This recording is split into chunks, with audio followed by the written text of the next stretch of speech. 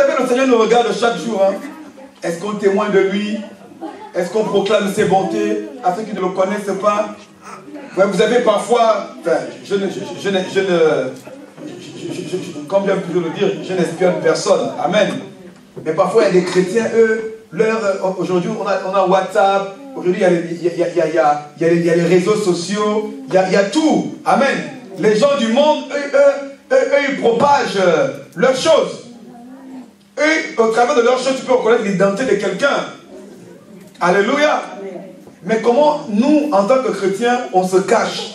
On cache. Vous savez, parfois aussi, il y a le moment où je vous dis la vérité. Parfois, le Seigneur aussi n'agit pas dans notre vie parce que parfois, on a honte de lui. Parfois, est-ce qu'il estime qu'on a honte de lui? Il dit, mais lui déjà, je lui ai fait une petite grâce. Il ne témoigne pas. On a dit, si nous sommes fidèles dans les petites choses, il nous en donnera de grandes. Il nous en donnera de grandes. S'il y a une catégorie de chrétiens qui me choque parfois, enfin, après maintenant chacun, ça dépend. Chacun a sa manière de vivre sa foi. Je ne vais pas venir mettre le couteau à la gorge de quelqu'un, allez, parle comme Jésus matin, midi et soir. Amen. Je suis parfois choqué, il y a des chrétiens, eux, par exemple, sur leur page Facebook, vous savez, il y a le mur. Tu as mis avec une personne, tu n'as même pas besoin d'aller sur sa page. Il y a parfois, je te connais, tu vois ce que la personne a propagé, il y a parfois, elle peut t'identifier, viens regarder. Parce qu'il y a des photos de nourriture, des photos de plats, des photos de restaurants. Ah, je suis au restaurant. Mais en quoi ça édifie? Non, mais en quoi ça a amené quelqu'un à Jésus? En quoi ça édifie? Bon, à la limite, tu peux le faire une fois en passant. Ok, tu peux le faire une fois en passant. Mais si tu ne poses que des photos de restaurants, des photos de salade, des photos, il n'y a aucun moment, tu n'exposes ton appartenance à Jésus, mais ce n'est pas la peine. Alléluia. Vous n'avez jamais vu ça sur Facebook? Hein, il y a plein de chrétiens. Hein. Et c'est des gens qui souvent se disent, c'est des gens quand je suis avec eux physiquement, non mais Dieu me parle, tu sais, j'ai eu une vision. Ah oui, moi je sens que j'ai un appel. Hein. Oh oui, Seigneur. Mais et là tu as un appel et tu as honte de Jésus. Bien aimé, nos paroles n'impressionnent pas le Seigneur. Les paroles c'est pour les hommes. Ce qui impressionne le Seigneur, ce sont les actes qu'on pose pour lui, le témoignage qu'on donne pour lui, les positions qu'on prend pour lui par rapport au monde. Par rapport quand tu as le choix de faire comme tout le monde et toi tu dis non, niet, pour Jésus, je choisis la vérité. Quitte même à ce que je sois lapidé, mais pour Jésus, je ne me compromets pas. La Bible dit ne soyez pas comme le siècle présent. Ne soyez pas comme le siècle présent. N'ayez pas honte du Seigneur. Je ne sais pas pourquoi j'en parle ce matin. Amen. N'ayez pas honte. Où est le mal de mettre ne fût-ce qu'un verset sur ta page Facebook? Ou sur un statut sur WhatsApp? Où est le mal? Ça c'est un péché. Jésus-Christ est le chemin, la vérité à la vie. Parce que tu as peur, tu as honte. Tes amis vont dire, ah, c'est ringard. Bah, toi, si tu vas dans ce genre d'église, toi, si tu te dis, ah, t'es devenu croyant. Ah, t'es devenu chrétien. Même toi. Ah, c'est le diable. Ça, c'est le diable. Moi, je suis passé par là. Moi, je suis passé par là quand je me suis converti. Les amis avec lesquels je bourlinguais. Ah, même toi. Je me souviens même certains même sont venus à l'église. Non, on va voir un peu, on va te voir un peu dans l'église. J'ai dit gloire à Dieu. Ça tombe même bien. Oui, voilà. Je me souviens une fois, il y a un ami qui m'a appelé d'Orléans, il a dit non, non, j'ai entendu, je voulais que toi-même tu me le dises. Je voulais que toi-même tu me le dises de vive voix. Parce que j'ai entendu, mais est-ce que c'est vrai? J'ai dit yes. Of course, yes. Jésus est passé par là. Et après, quand ce que le Seigneur a fait, il a coupé tous ces amis-là. Il m'a amené dans le fond de la grotte. Dans le fond, avec lui. Dieu fait tel quand le... Voilà pourquoi vous savez, même quand vous n'êtes pas encore bien affermi, faites attention. Les gens vont... Ne soyez pas sûr que parfois les gens ne vous appellent pas. Les gens ne vous appellent plus. Il y a des amis que Dieu va laisser, mais il y a aussi d'autres qui vont d'abord écarter à un moment donné. Ne courez pas après eux. Ne courez pas après eux, c'est temporaire. Parce que le Seigneur veut d'abord bien te sécuriser. Parce qu'à force d'entendre, non, c'est ridicule, tu es encore faible dans la foi, tu vas accepter et tu vas abandonner l'église. Donc parfois, pour te sécuriser, il te coupe d'abord de certaines personnes. Il y a des personnes qui vont même, ils ne vont même plus t'appeler. Et toi aussi, tu ne verras même pas le temps passer. Ah, mais ça fait 1 an alors qu'on s'appelait tout le temps. C'est Jésus qui est en train de te mettre à part. Jésus est en train de te préparer. Il est en train de t'équiper. Il est en train de te délivrer. Il est en train de te purifier. Il est en train de te oindre pour après te renvoyer vers eux pour les impacter maintenant.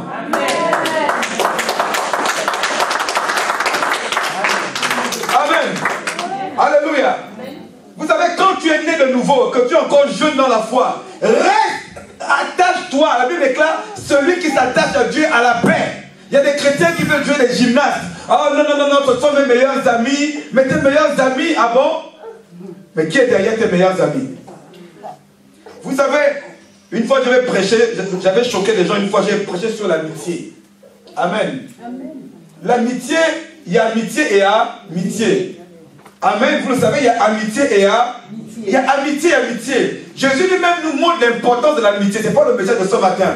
Puisqu'il va dire quand même aux disciples que jusqu'aujourd'hui, je vous appelais serviteurs. Maintenant, je vous appellerai plus mes serviteurs. Je vous appelle maintenant mes amis. Qui est ton ami? Qui est ton ami? Vous savez, depuis que je suis devenu enfant de Dieu, n'importe qui n'est plus mon ami. J'ai 3 niveaux. J'ai 2 niveaux. Connaissance et ami. Amen.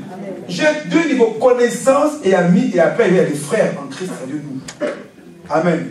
Tout le monde n'est plus mon ami. Je vous dis là, j'ai fait le tri. Tout le monde n'est plus mon ami. Tout le monde n'est plus mon ami. Je me préserve, je me protège. Alléluia, on se connaît bien. Mais s'il a mis toutes les conversions que vous avez, c'est pour te parler des salades, de n'importe quoi, te polluer l'esprit. C'est un prophète de Satan. C'est un porte-parole de Satan. Et tout ce qu'il aura à te dire, oh mais tu sais, oh mais tu sais. Mais comme toi, pour préserver l'ami, tu vas avoir honte, tu vas avoir la gêne de dire non, moi je n'aime plus trop ces choses-là. Tu sais, c'est pas bon pour Dieu. Vous avez jamais remarqué, les enfants de Dieu ont souvent plus honte de dire la vérité que les enfants de Satan de leur dire le mal. Un enfant du diable, il est sans gêne. Il sait que tu es chrétien, il va te parler, non, allons draguer les femmes. Il va te dire une soeur, ah non, t'as vu le mec, il est pas mal. Et il sait que tu es chrétien. Mais toi, tu es chrétien, tu vas faire semblant. On lui dit non, tu dois me préserver pour Dieu. Parce que autrefois vous étiez ensemble, vous parliez comme ça, tu as honte de lui dire que c'est démoniaque.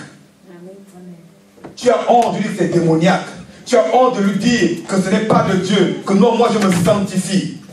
Tu as honte de parmi les païens, tu n'emploies pas un langage de chrétien. Tu changes de langage avec tes nouveaux amis. Tu ne leur parles pas de l'onction. Tu dis non, tu sais, tu vas même parler de psychologie. Oh non, c'est le bien-être. Parle-leur de l'onction. Et ils vont te dire non, c'est zen. Non, je ne suis pas zen. L'Esprit du Seigneur est sur moi. J'ai la paix du Christ. Amen. Parce que si les gens n'entendent pas les mots de l'évangile, ils n'entendent pas les mots de Christ, ils ne seront pas touchés non plus. Parce que derrière les mots que nous proclamons, est-ce que vous le savez, il y a une puissance derrière ces mots-là. Donc il y a les mots qu'eux ils proclament, il y a la puissance du diable. Voilà comment on est parfois choqué d'entendre des chrétiens qui disent zen, zen. Vous savez d'où vient le mot zen? Zen attitude. Le bouddhisme. Je dis non, je suis zen. Ça veut dire être zen. Tu sais d'où ça vient? La Bible déclare que ce que nous confessons. Quand tu confesses quelque chose, s'il y a un esprit qui est derrière, tu t'attaches, tu appelles cet esprit à toi. Je suis en paix. J'ai le shalom de Dieu. Je ne suis pas zen. J'ai le shalom de Dieu. Mais les chrétiens, comme c'est dans la mode, c'est la zen attitude. Et les chrétiens, non, moi je suis zen. Ah, moi je ne suis pas zen. Je suis point. J'ai la paix. Alléluia. Arrêtez d'avoir honte du langage de Dieu. Eux, ils n'ont pas honte du langage de Satan. Vous mangez, vous travaillez. Oh, c'est pas possible. C'est quoi cette M-E-R-D? Est-ce que lui se gêne de toi? Moi, quand je travaillais là où j'avais duré, j'avais imposé à mes collègues, en ma présence, ils ne disaient plus de gros mots. Dès qu'ils disent attention, Séraphin, là. J'ai imposé parce qu'ils sont sûrs que moi je suis enfant de Dieu. Ils se sont mis à respecter ma présence, à respecter ma sanctification. Quand je n'étais pas là, ils pouvaient dire les gros mots. Et quand j'étais là, si un disait, les autres le reprenaient. Au début, c'était comme une blague. Mais ça se rend compte, je les ai éduqués. Amen, amen. Je les ai éduqués. Amen. Ils ne proclamaient plus le gros mot devant moi. Ils ont été éduqués. En la présence d'un enfant de Dieu, on ne doit pas tout accepter. Quand il y a les gros mots devant vous, manifestez que vous n'êtes pas d'accord. Ne faites pas semblant. Montrez que vous n'êtes pas d'accord. Quand vous êtes de Dieu, vous ne mangez pas de ce pain-là. Montrez que vous n'êtes pas d'accord, mais vous, on dit les grossièretés. Tu manges encore bien. Et comme tout le monde éclate de rire, et tu ne veux pas paraître comme quelqu'un, comme on dit, qui sort du lot, tu esquives un faux sourire hypocrite. Oh, ça te gêne d'entendre ce genre de mots-là. C'est ce que font les chrétiens, tous les jours. Vous savez, et nous voulons le réveil spirituel. Et nous voulons la gloire de Dieu. Les disciples, autrefois, eux, ils ne faisaient pas bien des demi-mesures. Ils ne faisaient pas de demi-mesures. Pas de demi-mesures avec les gentils, avec les païens. Ce qui est de Dieu, ils acceptent. Ce qui n'est pas de Dieu, jamais. Et quand par contre les chrétiens sont forts, ah non, tel pasteur est dans le compromis, mais toi tu te compromets tous les jours. C'est une forme de compromission. Toi-même tu te compromets tous les jours, mais tu es fort pour critiquer les pasteurs. Non, le pasteur là, il est la compromission, il est machin, il est tombé. Mais toi tu te compromets tous les jours avec tes collègues. C'est une forme de compromission. Tu te compromets tous les jours avec tes collègues parce que tu acceptes les ténèbres, tu acceptes la saleté. C'est une forme de compromission. Il faut montrer que toi tu n'es pas d'accord avec ça. Il faut montrer bien, mais vous croyez que le monde spirituel, c'est juste parler en langue? Le monde spirituel, c'est d'abord une prise de position. Le monde spirituel, c'est d'abord une prise de position. Jésus, il avait pris une position. À cause de cette prise de position, il est allé jusqu'à la croix. Mais comme la prise de position était de Dieu, la mort n'a pas pu le retenir. J'ai mis un truc sur Facebook hier ou avant-hier, j'ai dit, quand vous savez que vous êtes avec Dieu, Dieu est avec vous, et que vous marchez avec Dieu, et ce que vous faites est de Dieu, bien aimé, quels que soient les combats, quelles que soient les oppositions, persévérez même jusqu'à la mort. Et si Dieu est avec vous, même si vous mourrez, Dieu va vous ramener à la vie. Amen. Mais nous, devant les tremblements, les pressions des hommes, on lâche. Ça veut dire qu'on s'appartient encore. Bien aimé, revenons au message maintenant. C'est pour réveiller un peu votre conscience et votre zèle. Oui, bien aimé, vous savez, aujourd'hui, les chrétiens, on manque de... Vous savez, on manque de cette poigne identitaire. On manque de cette poigne. Si c'est l'hiver qui fait ça, ou c'est le fromage, ou les hamburgers qu'on mange ici, je ne sais pas. Nous manquons de cette poigne spirituelle. Nous manquons de ça, les chrétiens, oui. On est des peureux, on a honte, si c'est chrétien, on rase les murs, on est là, on passe au premier étage. Dès qu'on dit un peu que non, ah mais il y a les chrétiens, tu as même honte. Oh man, pourquoi elle a dit? Tu dis non, genre, au moins si par exemple un collègue qui sait que tu es chrétien, que tu vas à l'église les dimanches et que non, bon, les autres ne savent pas, c'est non comme un petit secret entre vous deux. Le jour où le collègue sort ça un peu devant les collègues, tu es mal à l'aise. Vous avez déjà vu les musulmans avoir honte? Jamais ils imposent même. Pourquoi vous avez honte? Pourquoi vous avez honte? Pourquoi vous êtes gêné quand on dit que vous êtes chrétien? Pourquoi vous ressentez cette gêne dedans de vous? Dites-moi pourquoi nous ressentons cette gêne, nous les chrétiens? C'est problématique. Il y a un problème. Il y a un problème. Il y a un problème. Il y a un problème. Le zèle qu'on a ici le dimanche, on ne l'a pas au milieu des païens. Amen. Alléluia. Amen. L'agitation qu'on a au milieu, voilà, on ne l'a pas. C'est ça la véritable compromission. Tu te compromets, tu t'alignes à l'identité du monde alors que tu as une autre identité au-dedans de toi. Tu dis je suis enfant de Dieu. Tu dis je suis... Or la Bible déclare qu'on doit voir la différence entre ceux... Là, c'est le dimanche quand on prie comme ça. Seigneur, tu as dit, et on verra la différence entre ceux qui craignent Dieu et ceux qui ne le craignent pas. Moi, on ne la voit pas avec toi, tu les vois au boulot. Alléluia. On ne la voit pas justement. On ne la voit pas. Le Seigneur veut qu'on voit cette différence. Il n'a pas dit d'aller afficher sur ton bureau Jésus ou Jésus, Saint-Esprit. Non, mais dans les choix, dans ton attitude, dans ton positionnement, on doit savoir que tu n'es pas n'importe qui. Tu dois t'affirmer par ton positionnement. Je suis enfant de Dieu.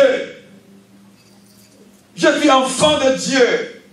Je marque la différence. Non seulement par ma lumière spirituelle, mais je marque la différence par mon positionnement par rapport à ce qui se passe autour de moi. Je dois sortir du lot.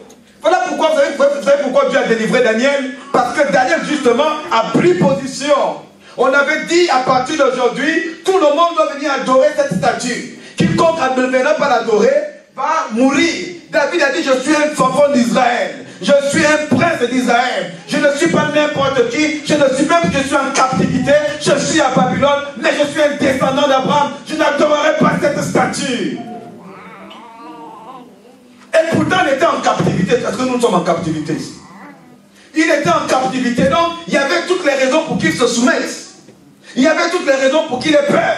Il y avait toutes les raisons pour qu'il tremble. Parce qu'il était en captivité. On pouvait le tuer. Mais malgré cela, il dit, je connais le Dieu de mes pères. Je connais ce Dieu. D'ailleurs, le temps va bientôt arriver. Il va nous délivrer d'ici. Mais quand Dieu a vu ça, comment Dieu ne pouvait pas intervenir quand on l'a mis dans le buisson ardent ou dans la fosse lion? Comment Dieu ne pouvait pas intervenir? Comment Dieu ne pouvait pas descendre? Parce qu'il y a un homme parmi les hommes, alors que tous les autres se sont compromis, ont enterré la statue de Nebuchadnezzar. Mais mon fils Daniel, car mon nom doit continuer, mon identité doit être reçue, je vais le délivrer, car c'est le seul qui ne se compromet pas. Vous pensez que Dieu a délivré Daniel seulement parce qu'il a jeûné? Ce n'est pas seulement parce qu'il a jeûné. Parce qu'il ne s'est pas compromis. C'est parce qu'il d'abord il ne s'est pas compromis. C'est parce qu'il a pris possession. Il a dit, regardez la reine Esther. Elle a failli faire l'erreur, n'est-ce pas? Et heureusement qu'il y avait Mardoché. Moi je dis, oh ma chère, tu fais nous tous on est égorgés. Hein? Et parce que tu es belle. Nous tous là. On passe en même temps. Nous tous là on passe en même temps. Prends position.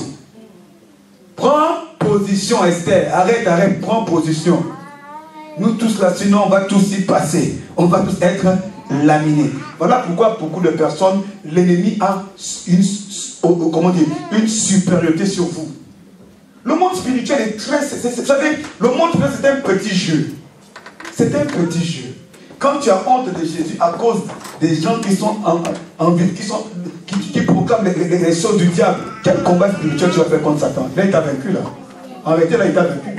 En réalité, là, il t'a vaincu. En réalité, il t'a vaincu. Il t'a confiné dans une position où tu te tais. Il t'a amené à avoir honte de Jésus. Il rit.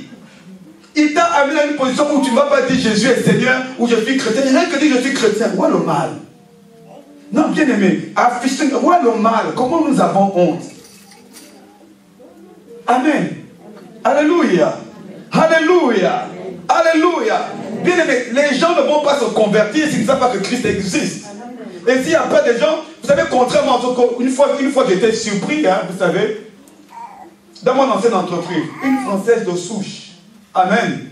Vous la voyez rentre ici, bien, Française de souche. Donc, on allait